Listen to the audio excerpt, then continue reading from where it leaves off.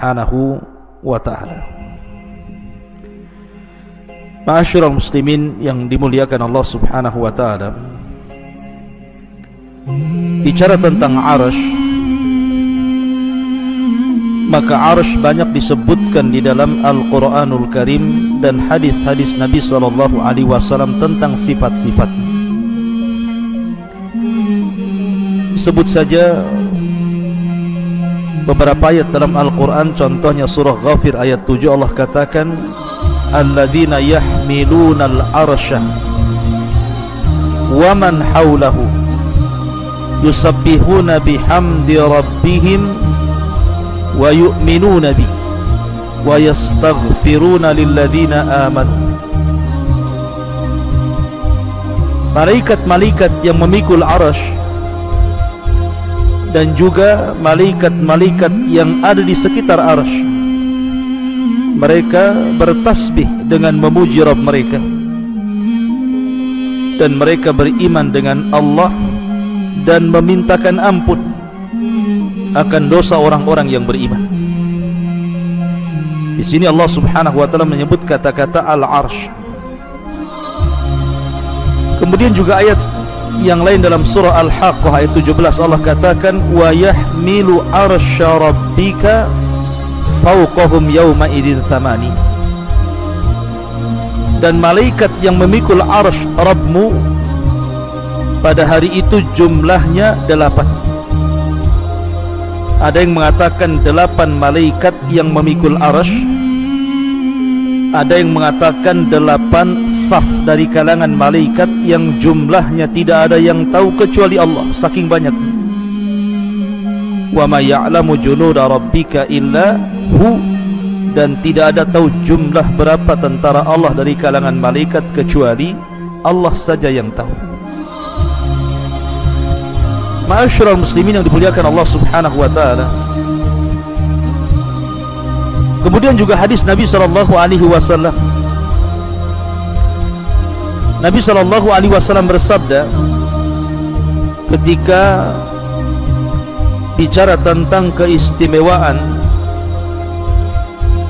zikir kepada Allah Subhanahu wa ta'ala, subhanallah wa bihamdihi adada khalqihi wa ridha nafsihi wa zinata arshih wa midada kalimatihi. Jadi suatu ketika Nabi SAW pernah di masjid sampai waktu duha. Kemudian Nabi SAW terus-menerus seperti itu duduk di masjid sampai akhirnya datanglah sahabat Nabi SAW kemudian bertanya soal kenapa Nabi SAW duduk seperti itu dari subuh sampai waktu duha. Maka Nabi SAW menjelaskan tentang bahwa dia senantiasa membaca 4 kalimat ini. Salah satunya adalah waridha nafsihi wa zinata arsy, dan beratnya arsy Allah Subhanahu wa ta'ala. Artinya bahwa kalimat arsy itu disebutkan di dalam Al-Quran dan juga disebutkan dalam hadis Nabi SAW. Adapun di antara sifat-sifatnya, maka Allah Subhanahu wa ta'ala menyebutkan di antara sifat-sifat arsy itu yang pertama bahwa arsy Allah Subhanahu wa ta'ala disifati dengan Al-Majid, Dzul Arsy Al-Majid. Majid itu artinya yang maha luas lagi maha besar, Mutawassi Al-Azim. Jadi makhluk yang sangat luas sekali dan besar sekali.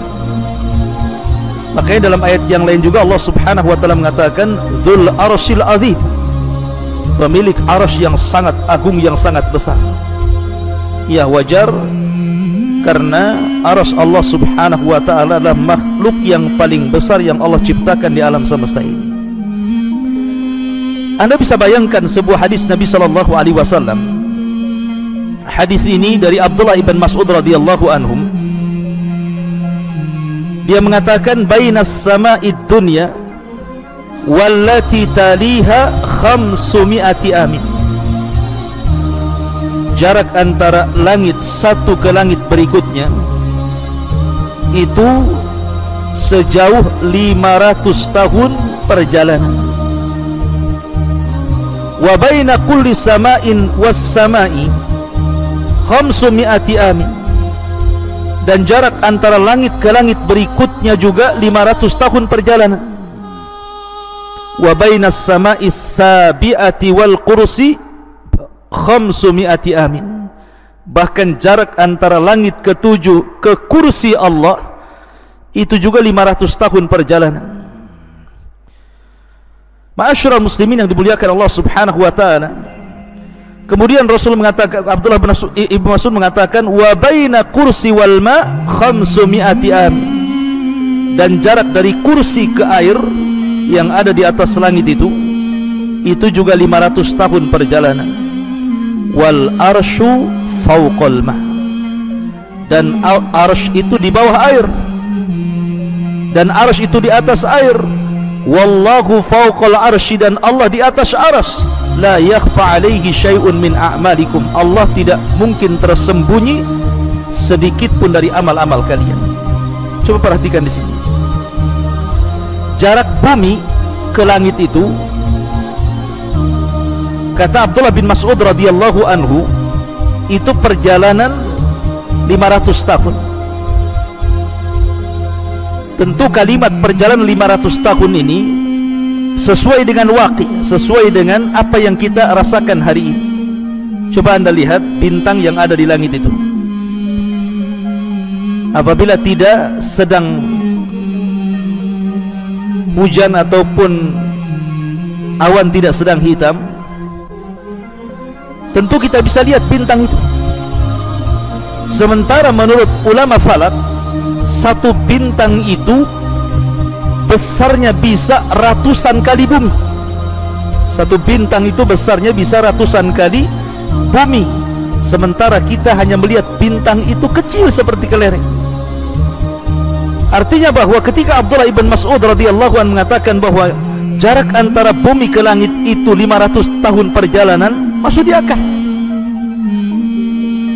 Abdullah Al-Imam Ibnu Utsaimin rahimahullahu taala ketika memberikan catatan kepada riwayat Abdullah bin Mas'ud radhiyallahu anhu ini, memang perkataan ini adalah mauquf. Artinya ini perkataan sahabat Rasul sallallahu alaihi wasallam, Abdullah bin Mas'ud radhiyallahu anhu. Akan tetapi ini kan perkara gaib. Mengukur jarak dari bumi ke langit pertama, dari langit pertama ke langit kedua, ketiga, keempat sampai ke-7, dari langit ke-7 sampai ke kursi, dari kursi sampai ke air, dari air sampai ke arsy. Ini kan perkara gaib. Tidak ada yang tahu kecuali Allah subhanahu wa ta'ala. Dan Abdullah ibn Mas'ud radhiyallahu an tidak dikenal seperti Abdullah bin Abbas suka meriwayatkan dari Israiliyat. Abdullah ibn Mas'ud itu tidak. Dia tidak dikenal suka mengambil dari riwayat Israiliyat, sehingga pertama ini perkara gaib, yang kedua Abdullah bin Mas'ud tidak terkenal mengambil dari kisah Israiliyat, maka Syekh Utsaimin menghukumi bahwa perkataan Ibnu Mas'ud itu ala hukmir raf'i, artinya marfu sampai kepada Nabi sallallahu alaihi wasallam. Lihat bagaimana jaraknya. Langit pertama ke kedua 500 tahun perjalanan, kedua ke ketiga 500 tahun perjalanan, ketiga ke empat 500 tahun perjalanan, begitu juga sampai ke 7. Berarti arsy Allah subhanahu wa ta'ala itu tinggi sekali, karena di atas air. Bumi, 7 lapis langit, kursi, air, arsy. Dan tidak ada makhluk setelah Allah yang paling tinggi kecuali arsy Allah subhanahu wa ta'ala. Adapun besarnya Maka Nabi SAW dalam hadis Abu Dzar Al-Ghifari radhiyallahu an, dia pernah berkata, qultu ya Rasulullah, aku katakan ya Rasulullah, ayyuma anzala alaika a'zam, surat apa yang turun kepadamu yang paling mulia dalam Al-Quran ini? Maka Nabi SAW mengatakan ayatul kursi, ayat kursi. Kemudian thumma qala, dia mengatakan, ya Abu Dzar, mas samawatu sab'u ma'al kursi illa kahalaqati mulqatin bi ardi falatin wa fadlul arsy alal kursi ka fadlil falati alal halaqati. Ya Abu Dzar, sesungguhnya 7 lapis langit ini bila dibandingkan dengan kursi Allah, maka seperti cincin dilempar ke padang pasir. Jadi kalau seandainya kita bandingkan besarnya 7 lapis langit itu, yang satu langit saja, langit dunia terbentang dari barat ke timur, utara dan selatan, hampir tidak ada batas dan tidak ada tepinya. Lah besarnya langit pertama digabungkan dengan langit kedua, digabungkan dengan langit ketiga, keempat, kelima, keenam sampai ketujuh, kemudian dibandingkan dengan besarnya kursi, maka Nabi SAW mengatakan 7 lapis langit itu ibarat cincin yang dilempar ke padang pasir, dan padang pasir itu kursinya Allah. Kemudian Nabi SAW mengatakan wa fadlul arsy alal kursi, adapun keutamaan arsy dibandingkan kursi, ka fadlil falati alal halaqah, seperti keutamaan al-falat di atas cincin halaqah tadi. Artinya bahwa kalau seandainya kursi Allah Subhanahu wa ta'ala digabungkan dengan 7 lapis langit, kemudian dibandingkan dengan arsy Allah Subhanahu wa ta'ala, maka seperti cincin dilempar ke padang pasir, cincinnya itu kursinya dan 7 lapis langit, adapun padang pasir itu arsy Allah Subhanahu wa ta'ala. Anda bisa bayangkan besarnya arsy Allah Subhanahu wa ta'ala dan tingginya arsy Allah Subhanahu wa ta'ala, dan itu satu makhluk. Bagaimana dengan yang menciptakannya? Allahu Akbar, Allah lebih besar dibandingkan seluruh makhluknya.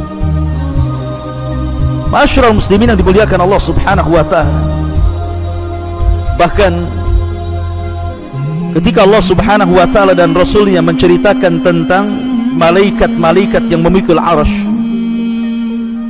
dan itu sudah saya sebutkan di awal, di mana Allah Subhanahu wa ta'ala berfirman tentang masalah para malaikat pemikul arsy ini, wa yahmiluna arsya rabbika fawqahum yawma idzin thamaniyah, dan malaikat yang memikul arsy Rabbmu pada hari itu di atas, wa yahmiluna arsya rabbika, dan malaikat yang memikul arsy Rabbnya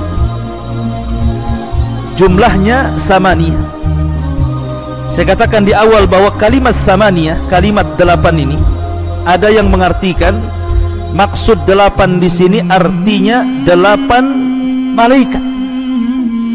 Tapi ada juga yang mengatakan yang dimaksud 8 di sini adalah 8 saf. Jadi malaikat itu bersaf-saf ketika memikul arsy Allah Subhanahu wa ta'ala, sehingga jumlahnya 8 saf, dan satu saf itu tidak diketahui berapa jumlah malaikat yang memikul arsy Allah Subhanahu wa ta'ala. Nabi SAW pernah bersabda dalam hadis Jabir bin Abdullah radhiyallahu anhu, "Adzina li an uhadditsa an malakin min malaikatillah min hamalatil arsy." Telah diizinkan kepadaku oleh Allah Subhanahu wa ta'ala agar aku menceritakan tentang satu malaikat dari sekian malaikat-malaikat Allah, dari malaikat-malaikat pemikul arsy. Perhatikan di sini, Nabi SAW ingin menceritakan berapa besarnya malaikat dari sekian para malaikat yang memikul arsy Allah Subhanahu wa ta'ala. Kata Nabi SAW, innama baina sakhmati udhunihi ila atikihi masirata sab'umi'ati amin. Jarak antara daun telinga malaikat pembawa arsy ini sampai ke pundaknya itu sama dengan 700 tahun perjalanan. Dari daun telinga sampai bahunya di sini. Panjangnya lehernya malaikat pemikul arsy itu sejauh 700 tahun perjalanan. Subhanallah, ini baru mensifati lehernya saja. Kemudian dijelaskan juga, ini baru menjelaskan lehernya.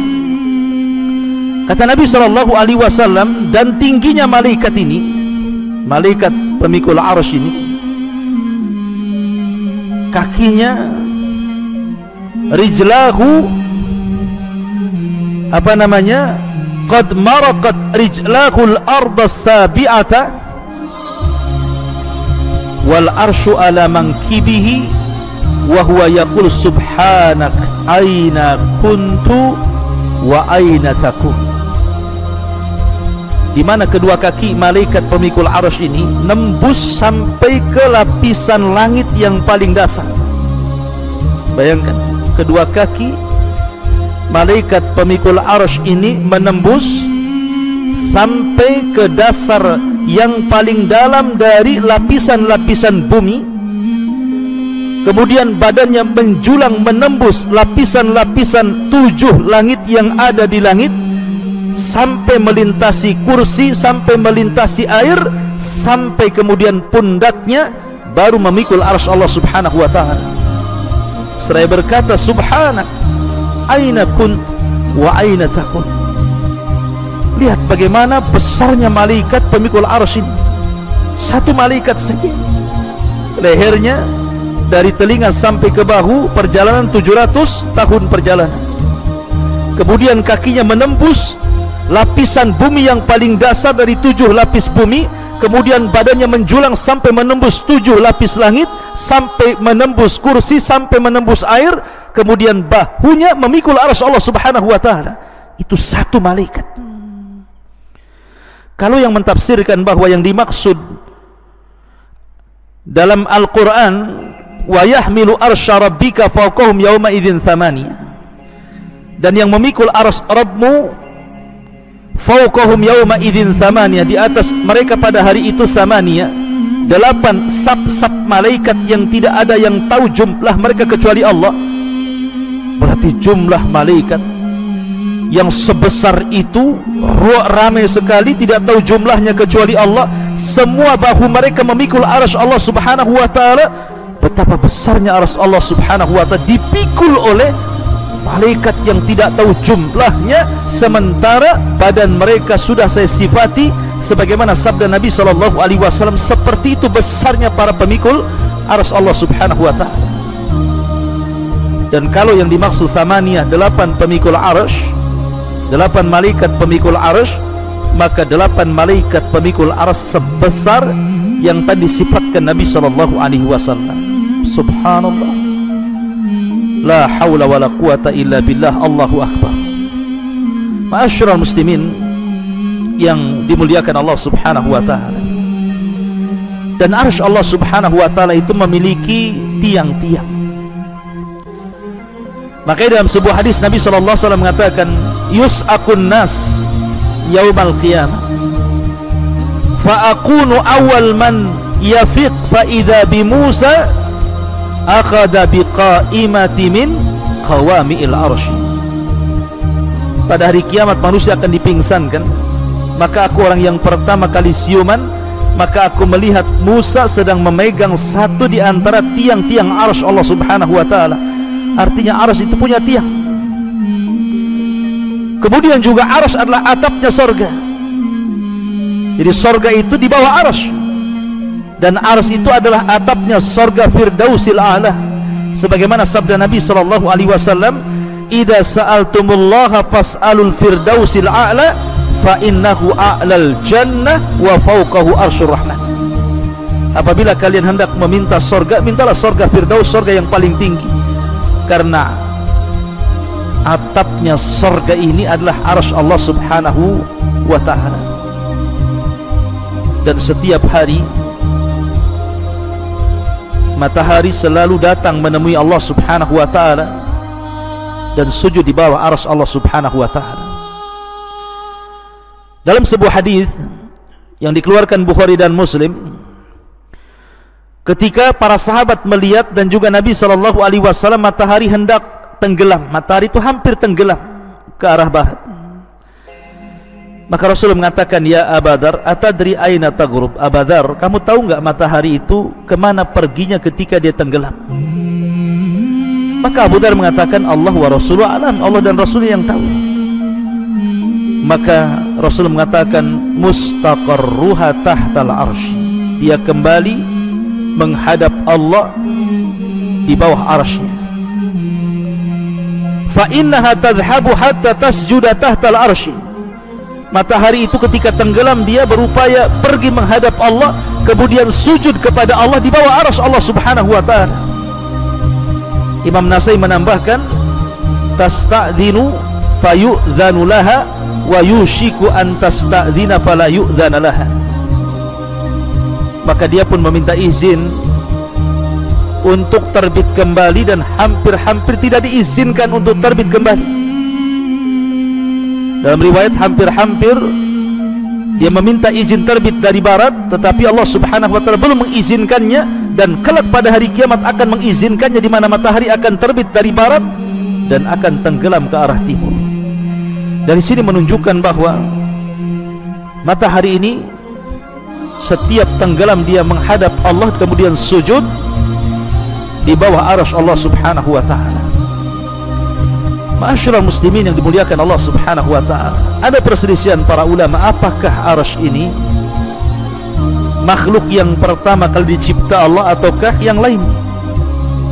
Ada yang mengatakan bahwa makhluk yang pertama kali diciptakan Allah adalah arsy, dan itu berdasarkan hadis Abdullah ibn Amr, kataballahu maqadira al-khalaiq qabla an yakhluqa as-samawati wal ard bi 50,000 sanatin qala wa arshuhu 'alal ma. Allah Subhanahu wa ta'ala mencatat takdir-takdir seluruh makhluk sebelum Allah ciptakan langit dan bumi 50,000 tahun, dan arsy Allah Subhanahu wa ta'ala berada di air, berada di atas air. Ada juga yang mengatakan bahwa yang pertama kali diciptakan Allah adalah cahaya dan kegelapan, dan ini yang dikuatkan oleh Imam Ibnu Jarir. Ada juga yang mengatakan bahwa yang pertama kali diciptakanlah air. Ada juga yang mengatakan bahwa yang pertama kali diciptakan adalah al-qalam. Tetapi pendapat mayoritas para ulama, sebagaimana dinyatakan Syekhul Islam Ibnu Taimiyah rahimahullahu ta'ala, dan yang dikuatkan oleh Al-Imam Ibnu Hajar Al-Asqalani rahimahullahu ta'ala, bahwa yang pertama kali diciptakan Allah adalah arsy sebelum yang lainnya. Artinya arsy adalah ciptaan Allah yang pertama dan yang terbesar, dan arsy seolah-olah menjadi kubah seluruh makhluk yang diciptakan Allah setelahnya. Ma'asyiral muslimin yang dimuliakan Allah Subhanahu wa ta'ala, arsy sebesar ini rupanya bisa bergoncang. Arsy sebesar ini rupanya bisa bergegar dan bergoncang. Kapan itu? Ketika kematian seorang sahabat Nabi SAW, Sa'd bin Mu'adz. Abi Sa'id Al-Khudri radhiyallahu anhu mengatakan, ihtazzal arsyu li mauti Sa'd bin Mu'adz. Sesungguhnya arsy Allah Subhanahu wa ta'ala bisa bergoncang, bisa bergegar, bisa bergoyang karena kematian Sa'd bin Mu'adz. Bahkan wa futihat lahu abwabus sama, semua pintu-pintu langit terbuka saat kematiannya. Wa syahidahu 70,000 minal malaika, bahkan 1,000 dari kalangan malaikat, 70,000 dari kalangan malaikat turun dan menyaksikan kematian Sa'd bin Mu'adz. Walam yanzilu ilal ardi qabla dhalik, dan malaikat-malaikat tidak pernah turun sebelumnya kecuali karena kematian Sa'd ibn Mu'adz radhiyallahu anhu. Ma'asyiral muslimin yang dimuliakan Allah Subhanahu wa taala, inilah diantara keterangan tentang masalah arsy Allah Subhanahu wa taala. Lalu apa itu arsy? Arsy itu apa sebenarnya? Ma'asyiral muslimin yang dimuliakan Allah Subhanahu wa taala, kalau kita mengacu ke bahasa Arab, arsy itu memiliki beberapa makna. Yang pertama, arsy itu artinya singgasana raja. Arsy itu artinya adalah singgasana raja. Sarir, as-sarir lil malik, singgasana bagi seorang raja. Dan itu sebagaimana isyarat firman Allah Azza wa Jalla, walaha arsyun azim.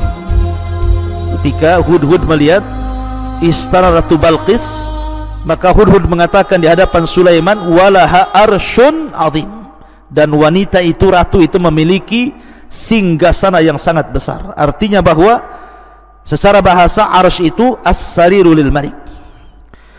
Ada juga yang mengatakan secara bahasa bahwa arsy itu syaqful bait, atap rumah itu disebut arsy. Makanya ketika Nabi SAW menyebutkan tentang ruhnya syuhada, kal qanadil al mu'allaqa bil arsy, seperti ruh yang diletakkan di kendil-kendil kemudian digantung di atap-atap arsy.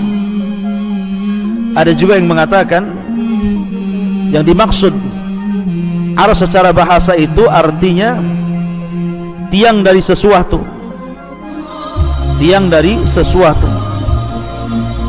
Kemudian juga ada yang mengatakan bahwa arsy juga ada yang mengatakan bagian dari punggung kaki, bagian daripada punggung kaki. Wallahu alam.